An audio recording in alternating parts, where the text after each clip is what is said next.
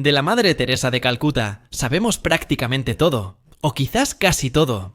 Su infancia en Skopje, Macedonia, luego su ingreso a la orden religiosa, su noviciado, la experiencia en Irlanda, la larguísima, eterna experiencia en la India. Una tierra que la había fascinado desde que era joven, desde que leía las cartas de los misioneros que a principios del siglo XX habían sido enviados al subcontinente indio para evangelizar a la población. De la Madre Teresa de Calcuta, como ya dijimos, sabemos casi todo. Sus sufrimientos y su cercanía con los más desamparados, enfermos y necesitados. También sabemos que la Iglesia Católica, con un procedimiento muy rápido, la canonizó y la declaró santa. En fin, una figura que definitivamente debe ser considerada de manera positiva. Incluyamos también el Premio Nobel de la Paz que le fue otorgado. Pero un viejo proverbio dice que no todo lo que brilla es oro. Y también, en el caso de la Madre Teresa de Calcuta, encontramos algunas cositas, alguna mancha, alguna duda, alguna insinuación que merecería ser profundizada. Algunos detalles, algunos particulares que no cuadran en toda la reconstrucción y en la beatificación y la santificación. Algo que choca tanto con la moral cristiana y católica como con lo que todos vivimos como una moral, independientemente de la creencia religiosa. Esos preceptos que deberían ser universales y que básicamente guían al ser humano o deberían guiarlo a lo largo de su existencia.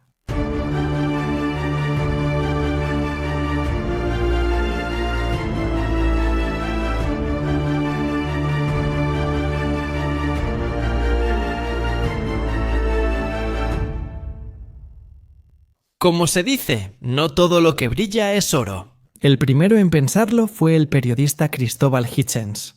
En 1995, mientras la Madre Teresa sigue viva pero enferma de malaria, escribe un libro con un título provocador.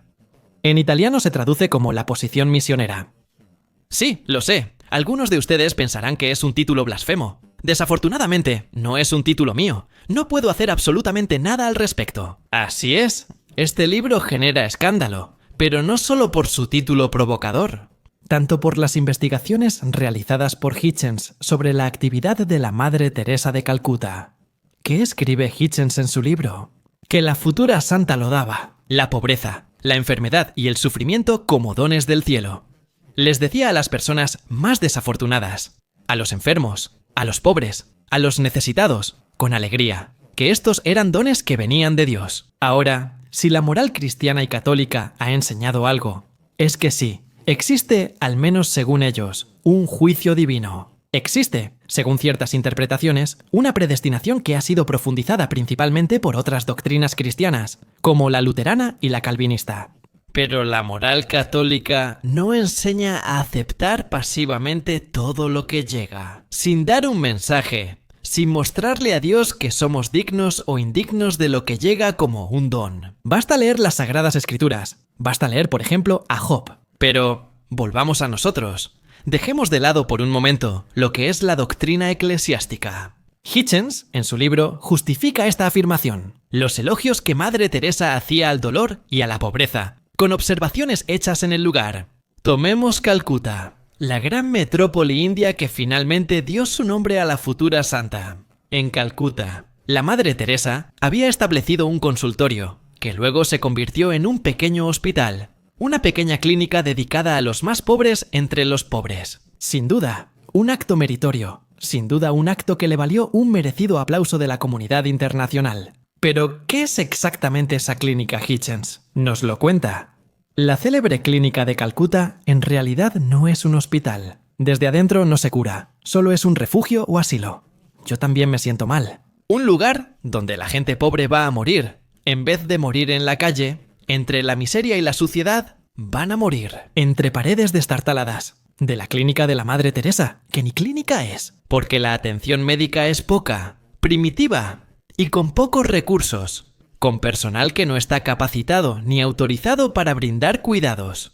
En su gran mayoría, se trata de religiosos que no tienen experiencia médica y ni siquiera tienen formación universitaria. Esto es lo que denuncia Hitchens en su libro. Denuncia el hecho de que detrás de la imagen de la Madre Teresa, de su cercanía con los más necesitados, no existe la voluntad de mejorar las condiciones de vida de estos desafortunados, sino simplemente de exaltar su sufrimiento, el martirio, una extremización, mostrar los sufrimientos humanos ante los ojos del mundo, pero sin hacer nada para mejorarlos. Hitchens, en este libro, no está solo, porque además de recopilar testimonios en el lugar, también cuenta con el apoyo de varias asociaciones médicas internacionales. 2 revistas británicas, The Lancet y el British Medical Journal, en el mismo periodo, señalan las malas condiciones de vida de los pacientes. Que la famosa clínica en realidad no es una clínica. Más allá de las literas y de algún botiquín, no hay absolutamente ningún rastro de equipo hospitalario. El British Medical Journal denuncia la ausencia de jefes de departamento y de médicos reales. En ese lugar solo se da refugio, se dan paliativos. A veces se administra algún medicamento de barco, de esos que cualquiera puede conseguir en la farmacia sin receta. Entonces no es hospital ni clínica. ¿Cómo lo definimos? ¿Un engaño o tergiversación? ¿Y por qué Madre Teresa de Calcuta, que se mostraba tan cercana a los más necesitados, no quería curarlos, sino que los quería cada vez más sufrientes, como si fuera una exaltación de una supuesta voluntad divina? Quizás por este motivo tenemos que remontarnos muy atrás. Tenemos que remontarnos a 1946. La India acaba de volverse independiente. Con ella también se independiza Pakistán, que se separa, porque una de las entidades es de mayoría hindú y la otra de mayoría musulmana. Y los enfrentamientos religiosos se vuelven cada vez más graves. Calcuta, durante varias semanas, está sacudida por disturbios continuos. Hay asesinatos por todas partes. Se habla de la Gran Matanza de Calcuta, los grandes asesinatos de Calcuta. La Madre Teresa pasa mucho tiempo encerrada en su monasterio y solo sale a veces por comida. Tras unas semanas, cuando los disturbios se calman, también por la intervención del Mahatma Gandhi. Entonces las religiosas, como la Madre Teresa, salen y la misma Madre Teresa se dirige hacia Darjeeling para un retiro espiritual. Y durante este viaje, la Madre Teresa afirmará haber tenido una iluminación mística, una revelación. En esta revelación, la Madre Teresa habría comprendido que el mensaje divino era sufrir aún más. Ella ya había tomado los votos y realizaba actividades misioneras. Desde ese momento en adelante, dedica su vida a la pobreza, a la enfermedad, a la inseguridad, a la tragedia, al sufrimiento. Se ocupa de los desheredados, de los sin casa, de los sin techo, de los enfermos, de los leprosos. Así es como conocemos a la Madre Teresa. Así es como Occidente conoce a la Madre Teresa de Calcuta. A partir de ese momento, se convertirá en una figura pública mediática. Las fotos que la muestran junto a los grandes poderosos. A partir de ese momento cambia la vida de la Madre Teresa de Calcuta. Pero a partir de ese momento, también comienzan las preguntas. Una tiene que ver, como ya dijimos, con la clínica no clínica de Calcuta. Luego hay otras preguntas. Una de estas preguntas la plantea un periódico alemán que algunos años después de la muerte de la religiosa, publica un dossier en el que plantea una pregunta incómoda. ¿Dónde quedó el dinero? ¿Por qué? La orden fundada por Madre Teresa se basaba en la pobreza y la humildad, pero en todo el mundo, muchísimas personas habían donado sumas a esa orden para que ayudara a los pobres de Calcuta, y no solo a ellos. Pero ese dinero desapareció.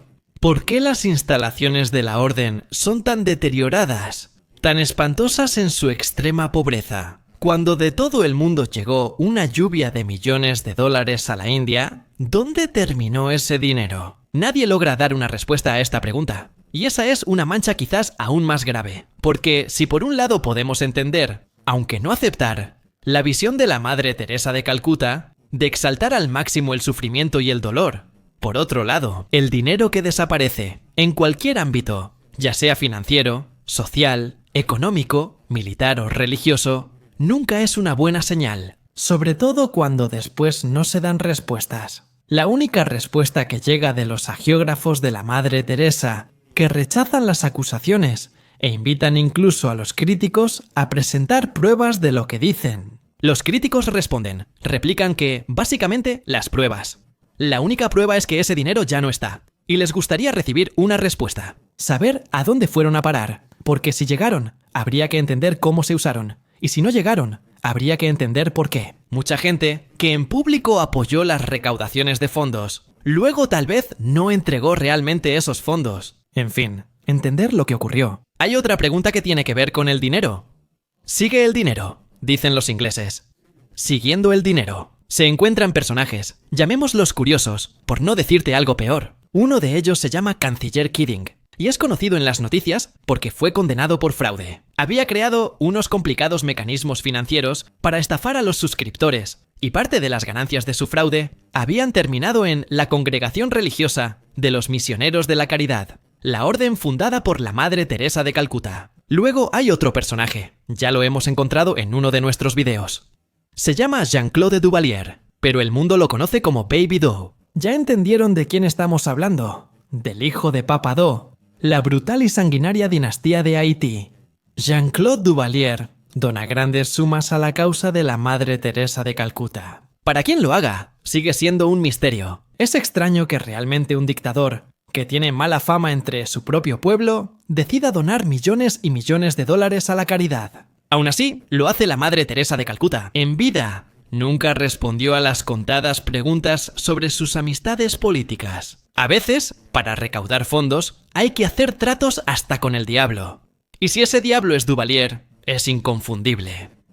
Está claro, el fin justifica los medios, decía Maquiavelo. Y entonces, quizá también podríamos decir que si el objetivo es ayudar a los más necesitados, a veces uno también puede ceder a las contingencias de la historia, haciendo como que no conocemos el trasfondo personal de ciertos dictadores. ¿Pero qué pasó con ese dinero? ¿Y por qué la Madre Teresa nunca rechazó la ayuda que venía de ciertos personajes? Diríamos ambiguos, o en todo caso, cuestionables. Tampoco logramos obtener respuestas a esto. Por otro lado, la Madre Teresa ya murió hace bastante tiempo. Han pasado 26 años, y su orden, ante ciertas preguntas, se encierra en el silencio. Hay una última mancha en el historial de la Madre Teresa, que podríamos llamar mística, o estrictamente religiosa. En 2007, 10 años tras su muerte, se publica otro libro titulado Sí, mi luz. No es investigación, solo recopilación. Una recopilación de 60 cartas de la Madre Teresa. En estas cartas, dirigidas a sus confesores, la Madre Teresa expresaba fuertes dudas sobre su fe personal. Y estas dudas son muy profundas. En una escribe: hay una oscuridad terrible en mí, como si todo estuviera muerto. Y ha sido más o menos así desde que comencé este trabajo. En otra carta, escribe: murmuro las oraciones de la comunidad. Me esfuerzo por sacar de cada pequeña palabra la dulzura que debe regalarme. Pero la oración de unión ya no existe. Ya no rezo.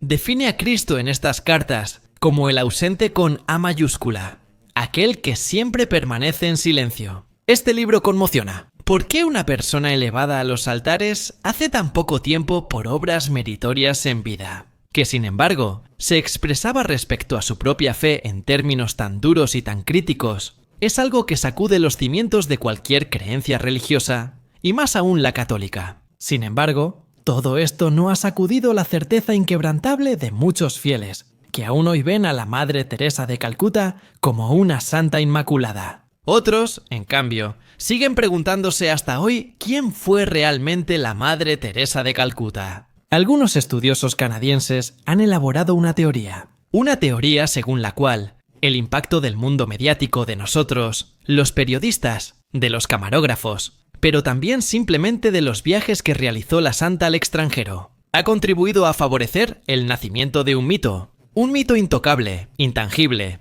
el mito de la Madre Teresa, un mito que supera la realidad, que la sobrepasa y que cubre todas las diversas sombras, todos los diferentes puntos oscuros de su historia personal y de su orden. Cubre sus dudas respecto a la fe, sus vacilaciones, cubre su exaltación excesiva del dolor, cubre el tema del dinero desaparecido y de sus amistades políticas incómodas. Frente a todas estas objeciones, la Iglesia Católica nunca ha dado señales de ceder.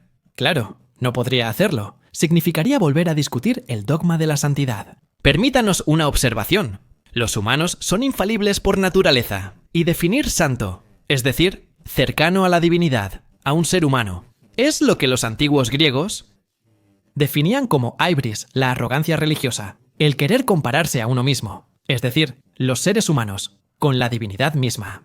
Según la moral griega antigua, quien era culpable de ibris estaba condenado a recibir un castigo terrible, casi como un contrapaso, porque no se puede acercarse a lo divino permaneciendo imperfectos. La Madre Teresa de Calcuta era una mujer que tuvo coraje en lo que hizo, en lo que dijo, en lo que escribió, incluso en sus contradicciones, y por eso debe ser respetada. Pero si sienten una objeción, a las preguntas no se responde con silencio o con desprecio. A ciertas preguntas se debería dar una respuesta, también porque con el tiempo se acumulan preguntas, hay menos respuestas, más silencio y aumentan las dudas. Dudas sobre quién era realmente la maldita Madre Teresa de Calcuta y cuáles eran realmente los objetivos, tanto de ella como de quienes colaboraban con ella, como de quienes la apoyaban.